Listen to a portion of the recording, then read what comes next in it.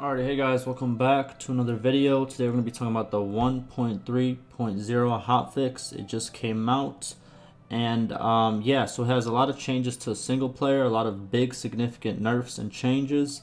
And later we're going to be talking about the multiplayer future of the game. The devs made a statement on the official forums, and yeah, we're going to be talking about both of those things right there. But before we start, I made a script like always. It'll be in the description. It's on the screen right now.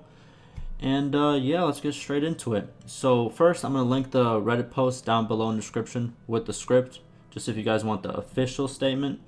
But I pretty much made some bullet points that we're going to go over, and here's what I think the most important parts are, right? So first thing is, no more zero stat companions, no more broken companions in new games. What I mean by new games, so some of the, what do you call them, some companions, they had 0-0 for everything, for skills, for perks, everything was 0. As soon as you bought them, everything was 0, and people were very upset about that. There was a lot of posts on Reddit about it, so they made a quick hotfix, and this was, you know, put in there. But here's the catch. So this fixes broken companions in future new games, pretty much. So if you have a current save and there is a broken companion, unfortunately they can't fix that. But once you start a new game, that problem won't come up again, pretty much.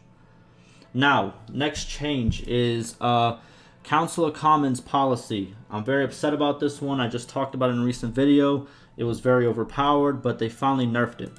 So let's go and see what it is first of all. So Council of Commons, each notable yields 0.1 influence per day to settlement's owner clan. Now what does this mean? This means that if we go in here, these guys are notables or nobles, either way you want to say it, right? And pretty much if you own this fief, from this fief alone, you will gain 5 influence per day, 1 per each person, right? And once you have a lot of fiefs, this became very, in my opinion, overpowered, because as you can see right here, I had 9 fiefs and I had about, I think, 82 nobles. So I was making 82 influence per day from that one policy, right? But now they nerfed it, because this 0.1 used to be 1. It used to be 1. So I used to make 82 per day. Now, as you can see, I only make 8.2 a day. So it's a pretty big nerf. I think it is needed. It makes sense, right? Because this is one of the reasons why I have such huge influence, because I got this early on, and the more places you own, the bigger, you know, influence you have. But yeah, very good change, I think. I think from going from 1 to 0.1 makes sense. It puts it in line with all the other influence perks. It's still one of the best ones to have, in my opinion. So yeah, I think it's a good nerf. Now here's a huge one. People always talk about this. So lords will now respawn with new armies later. Sorry about that. Later. Pretty much what this means is pretty much people were complaining that as soon as they capture a lord, they would escape and then they would show up the next day. They would show up too soon, right? But now what they did was, when you capture somebody and they eventually escape, it will take them 2 or more days to come back to you, right? And also, they will not come back with a huge army no more, because they used to spawn with 25% party size, and then obviously they will go from town to town and gain more troops, right? But now they will spawn with 10% the army size. So eventually, you know, when you get into a war and you capture a lot of people and they escape, you'll have a lot more time to either do a siege, you know, move forward before encountering them again, right? Which is a very good fix, I think, and a lot of people are having a lot of discussion about this, right? That as soon as they attack somebody, literally the same day they would come back with you know, a huge army the same size as before, and it'll be another fight and another fight, and it would just become like this, you know, this circle of fights going back and forth, right? But now, hopefully this changes it. They say at least 2 days. Hopefully they have like a random trigger from 2 days to a week, and then, you know, it just randomly picks when they're going to show back up and try to attack you. But this is a very big change, in my opinion. Now, lords will they will manage their garrisons a lot better. What used to happen is lords would build up their... When I say lords, I mean AI lords, right? They would build up their garrison. If we go to here, they would build up their garrison in huge amounts and overflowing the size limit. And what this would do to most like towns or castles, it would ruin pretty much the prosperity, because the food would go down, because they would have to feed too much people in the garrison, right? The militia would go down and everything would start going down, and then, you know, it would become less profitable, which in turn will make you know, the lords more poor, and then they will, you know, die off, and then the whole snowballing effect that we're still pretty much fighting would, you know, continue. But what this change does is whenever they start reaching the limits of their garrisons right here, they will start to get rid of some of those so they can keep a healthy garrison and a healthy economy, which I think is very important. Also, they stated that settlement taxes will be up by 25% to help the lords. I do not know if it's just for the AI, the 25% increase to taxes, or if it's for also the player. But I guess we will find out, because unfortunately I can't tell really by the numbers, so, you know, because it's really random. But yeah, we'll see in the future if there's significant changes, because 25% is a lot. Now, also, we have way smaller loss in reputation between the ruler and the owner of a fief that was recently lost. What do I mean by that? So let's say we're at a war, right? And you used to own this. Let's say you're a vassal, right? And you're under a kingdom. You own this castle, right? And you might lose it because you're in a war. Now, if you lose it, there'll be negative reputation between you and the ruler. And usually it's very significant. It used to be like a huge loss of 30 or 20 reputation.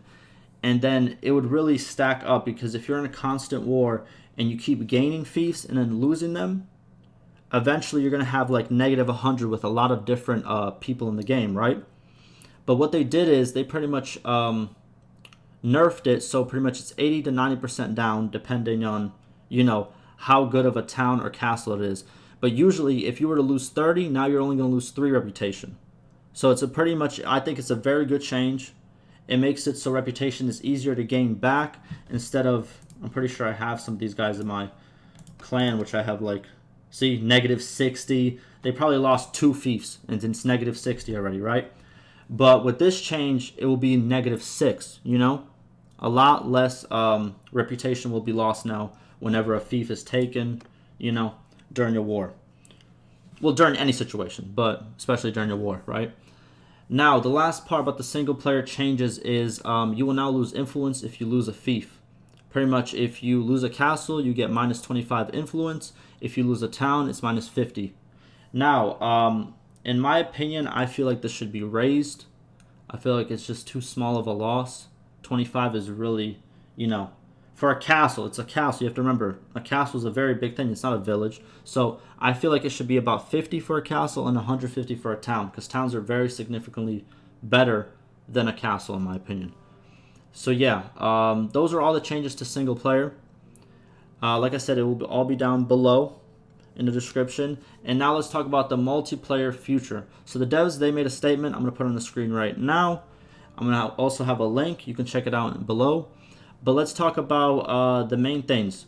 So in the near future, an anti-cheat is coming, and it will be used in all servers, which is very good. So less cheaters. Very good to see that they actually want to, you know, progress the multiplayer experience, right? Also, they said there's going to be a better reporting system, and they will also keep in-game records and chat logs. So what this pretty much does is, you know, they're trying to get rid of trolls. They're trying to, you know, make it, I guess, kind of in a way competitive, you know, so people can have fun, but also be kind of, you know, competitive, right? Now, those are the 2 things that are in the near future, is the anti-cheat and a better reporting system. Now, stuff in the far future that they stated they have their eyes on, right?